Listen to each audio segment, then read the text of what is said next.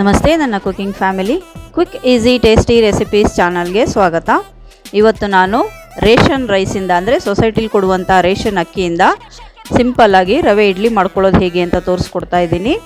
ಇದೇ ಮೆಥಡಲ್ಲಿ ನಾವು hotel style ಅಥವಾ ರೆಸ್ಟೋರೆಂಟ್ ಸ್ಟೈಲು ರವೆ ಇಡ್ಲಿ ಸಹ ಮಾಡ್ಕೋಬೋದು. ಆ ವಿಡಿಯೋನು ಸಹ ನಾನು ಅಪ್ಲೋಡ್ ಮಾಡಿದ್ದೀನಿ.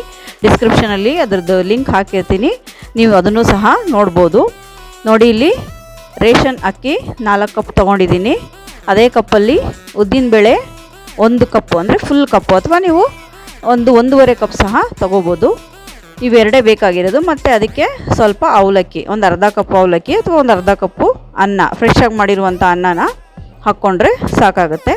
ನೋಡಿ, ಈ 4 ಕಪ್ಪು ರೇಷನ್ ರೈಸ್ ಏನು ತೊಗೊಂಡಿದ್ದೀನೋ ಅದು ಒಂದೊಂದು ಸಲ ಕ್ಲೀನ್ ಇರ್ಬೋದು, ಕ್ಲೀನ್ ಇರದೇ ಇರ್ಬೋದು. ಅದಕ್ಕೋಸ್ಕರ ಅದೇನಾದ್ರು ಕ್ಲೀನ್ ಇಲ್ಲ ಅಂತಾದರೆ ಈ ರೀತಿ ಮರದಲ್ಲಿ ಹಾಕ್ಕೊಂಡು ಕ್ಲೀನ್ ಮಾಡಿಕೊಂಡು ನಂತರ ನೀರಿನಲ್ಲಿ ಚೆನ್ನಾಗಿ ಒಂದು 4-5 ಸಲ ತೊಳಿಬೇಕು.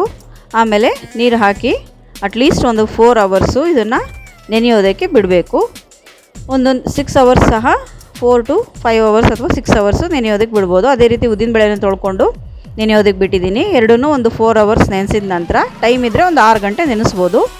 ಮಿಕ್ಸಿ ಜಾರ್ಗೆ ಹಾಕ್ಕೊಂಡು ಫಸ್ಟು ಉದ್ದಿನಬೇಳೆ ರುಬ್ಕೋಬೇಕು. ಈ ರೀತಿ ತುಂಬಾ ಫೈನ್ ಪೇಸ್ಟಾಗಿ ರುಬ್ಕೋಬೇಕು. ಎಷ್ಟು ನುಣ್ಣಗೆ ಸಾಧ್ಯನೋ ಅಷ್ಟು ನುಣ್ಣಗೆ ಉದ್ದಿನಬೇಳೆನ ರುಬ್ಕೋಬೇಕು. ಈ ರೀತಿ ಥಿಕ್ ಪೇಸ್ಟ್ ಆಗಿರಬೇಕು. ಉದ್ದಿನಬೇಳೆ ಸ್ವಲ್ಪ ಗಟ್ಟಿ ಇರಬೇಕು. ಅದಾದಮೇಲೆ ಅಕ್ಕಿನ, ಇದು ಸೊಸೈಟಿ ಅಕ್ಕಿ ಆಗಿರೋದ್ರಿಂದ ಇದನ್ನು ಗಾಲಿಸ್ಕೋಬೇಕು. ಅಂದರೆ ಈ ರೀತಿ ಕಲ್ಲೇನಾರು ಇದ್ದರೆ ಅಡಿನಲ್ಲಿ ಉಳ್ಕೊಳ್ಳುತ್ತೆ ಅನ್ನೋ ಉದ್ದೇಶಕ್ಕೆ ಈ ರೀತಿ ಗಾಲಿಸ್ಕೊಂಡು ಈ ಅಕ್ಕಿನ ಮಿಕ್ಸಿ ಜಾರ್ಗೆ ಹಾಕ್ಕೊಂಡು ರುಬ್ಕೋಬೇಕು. ರುಬ್ಕೊಳ್ಳೋದು ನಾವು ತುಂಬ ನುಣ್ಣಗೆ ರುಬ್ಕೋಬಾರ್ದು. ಈ ರೀತಿ ಕೋರ್ಸ್ ಪೇಸ್ಟ್, ಅಂದರೆ ಅದು ರವೆ ರೀತಿಯೇ ಇರುತ್ತೆ. ನೋಡಿ, ಇಲ್ಲಿ ತೋರಿಸ್ತಾ ಇದ್ದೀನಿ ಸೌಟ್ನಲ್ಲಿ ತೆಗೆದು. ಅದು ಈ ರೀತಿ ರವೆ ರೀತಿಯಲ್ಲೇ ಒಂದು ಸ್ವಲ್ಪ ಒಂದು 30 ಸೆಕೆಂಡ್ ಅಥವಾ 40 ಸೆಕೆಂಡ್ ರುಬ್ಬಿದ್ರೆ ಸಾಕು. ಒಳಗೆ ರುಬ್ಬಿದ್ರೆ ನಿಲ್ಲಿಸ್ಬಿಡ್ಬೇಕು. ಈ ರೀತಿ ಕೋರ್ಸ್ ಪೇಸ್ಟಾಗಿ ರವೆಯಾಗಿ ಅಕ್ಕಿನ ರುಬ್ಕೊಂಡು ರುಬ್ಬಿರುವಂಥ ಉದ್ದಿನಬೇಳೆ ಪಾತ್ರೆಗೆ ಹಾಕ್ಕೋತಾ ಇದ್ದೀನಿ. ಉದ್ದಿನಬೇಳೆನ ತುಂಬ ನುಣ್ಣಗೆ ರುಬ್ಕೋಬೇಕು. ಅಕ್ಕಿನ ಈ ರೀತಿ ರವೆ ರೀತಿಯಲ್ಲಿ ರುಬ್ಕೋಬೇಕು.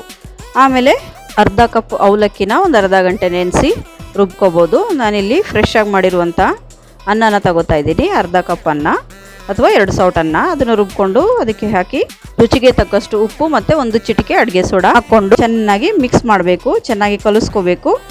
ನೋಡಿ, ಎಲ್ಲ ಕಲಸಾದ ನಂತರ ತೋರಿಸ್ತಾ ಇದ್ದೀನಿ. ಈ ಹದಕ್ಕೆ ಈ ಗಟ್ಟಿ ಇರಬೇಕು. ತುಂಬಾ ತೆಳ್ಳಗೆ ಅಥವಾ ತುಂಬ ನೀರಾಗೋದ್ರೆ ಇಡ್ಲಿ ಬರೋದಿಲ್ಲ. ಆದ್ದರಿಂದ ಈ ಹದಕ್ಕೆ ಕಲಿಸ್ಕೊಂಡು ಇದನ್ನು ಮಿನಿಮಮ್ ಒಂದು 6ರಿಂದ 8 ಗಂಟೆ ಬಿಡಬೇಕು. ಆವಾಗ ಇಡ್ಲಿ ತುಂಬಾ ಚೆನ್ನಾಗಿ ಉಬ್ಬಿ ಬರುತ್ತೆ. ಫರ್ಮೆಂಟೇಷನ್ ಎಲ್ಲ ಆಗಿ. ನೋಡಿ, ಮಾರನೇ ದಿನ ಬೆಳಿಗ್ಗೆ ನಾನು ಇಡ್ಲಿ ಹಿಟ್ಟನ್ನ ತೋರಿಸ್ತಾ ಇದ್ದೀನಿ. ಇದು ಎಷ್ಟು ಚೆನ್ನಾಗಿ ಉಬ್ಬಿ ಬಂದಿದೆ, ಚೆನ್ನಾಗಿ ಫರ್ಮೆಂಟ್ ಆಗಿದೆ. ಈಗ ಇಡ್ಲಿ ಪ್ಲೇಟ್ಗೆ ಸ್ವಲ್ಪ ಎಣ್ಣೆ ಹಾಕ್ಕೊಂಡು ಲೂಬ್ರಿಕೇಟ್ ಮಾಡಿಕೊಂಡು ಇಡ್ಲಿ ಪಾತ್ರೆಯಲ್ಲಿ ನೀರು ಹಾಕಿ ಆ ಪ್ಲೇಟ್ನ ಇಡ್ಲಿ ಪಾತ್ರೆ ಒಳಗೆ ಹಾಕಿ ನಾನು ಇಡ್ಲಿ ಪ್ಲೇಟ್ಗೆ ಇಡ್ಲಿ ಹಿಟ್ಟನ್ನ ಹಾಕ್ತಾಯಿದ್ದೀನಿ. ಅದೇ ರೀತಿ ಎಲ್ಲ ಪ್ಲೇಟ್ಗಳಿಗೂ ಹಾಕ್ಕೊಂಡು ಪಾತ್ರೆ ಒಳಗೆ ಇಟ್ಟು ನಂತರ ಅದ್ರ ಮುಚ್ಚಳನ ಮುಚ್ಚಿ ಒಂದು 15 ನಿಮಿಷ ಬೇಯೋದಕ್ಕೆ ಬಿಡಬೇಕು. ಮ್ಯಾಕ್ಸಿಮಮ್ ಒಂದು 20 ನಿಮಿಷ ಬಿಟ್ಟರೆ ಸಾಕು. ತುಂಬಾ ಟೈಮ್ ಇಲ್ಲ ಅಂದರೆ ಒಂದು 10 ನಿಮಿಷಕ್ಕೆ ತೆಗೆದ್ರೂ ಆಗುತ್ತೆ. ನೋಡಿ, ಒಂದು 15 ನಿಮಿಷ ಬೇಯಿಸಿದ ನಂತರ ತೋರಿಸ್ತಾ ಇದ್ದೀನಿ. ಇಡ್ಲಿ ಒಂದೊಂದೇ ಪ್ಲೇಟು ಹೊರಗೆ ತೆಗಿತಾ ಇದ್ದೀನಿ. ಈ ಇಡ್ಲಿ ಲಿಡ್ ತೆಗೆದ ತಕ್ಷಣ ಇಡ್ಲಿ ತೆಗಿಯೋಕೆ ಹೋದರೆ ಸ್ವಲ್ಪ ಪ್ಲೇಟ್ಗೆ ಅಂಟ್ದಂಗೆ ಇರುತ್ತೆ. ಹಾಗಾಗಿ 1 ನಿಮಿಷ ಅದನ್ನು ಆರೋದಕ್ಕೆ ಬಿಟ್ಟರೆ ಸಾಕು.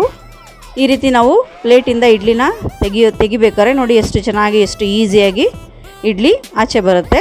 ಪ್ಲೇಟ್ಗೆ ಅಂಟ್ಕೊಳ್ಳೋದಿಲ್ಲ. ಇಡ್ಲಿ ಶೇಪ್ ಸಹ ತುಂಬ ಚೆನ್ನಾಗಿರುತ್ತೆ. ನೋಡಿ, ಅಲ್ಲಿ ಎಷ್ಟು ಈಸಿಯಾಗಿ ತೆಗೆದು ನಾನು ಪ್ಲೇಟ್ಗೆ ಹಾಕ್ತಾಯಿದ್ದೀನಿ. ನೋಡಿ, ಸಿಂಪಲ್ ರವೆ ಇಡ್ಲಿ ಎಷ್ಟು ಚೆನ್ನಾಗಿ ಗೊತ್ತಾಗ್ತಾ ಇದೆ, ಎಷ್ಟು ಉಬ್ಬಿ ಬಂದಿದೆ, ಎಷ್ಟು ಚೆನ್ನಾಗಿದೆ, ಎಷ್ಟು ಸಾಫ್ಟಾಗಿದೆ. ಈ ರೀತಿ ಸಿಂಪಲ್ಲಾಗಿ ರವೆ ಇಡ್ಲಿನ ನಾವು ಮನೆಯಲ್ಲೇ ಮಾಡಿಕೊಂಡು ಚಟ್ನಿ ಅಥವಾ ಸಾಂಬಾರು ಜೊತೆ ತಿನ್ಬೋದು. ಇದು ರೇಷನ್ ರೈಸ್ನಲ್ಲಿ ಅಥವಾ ಸೊಸೈಟಿ ರೈಸ್ ಏನು ಕೊಡ್ತಾರೋ ಅದರಲ್ಲಿ ಮಾಡಿರುವಂಥ ರವೆ ಇಡ್ಲಿ.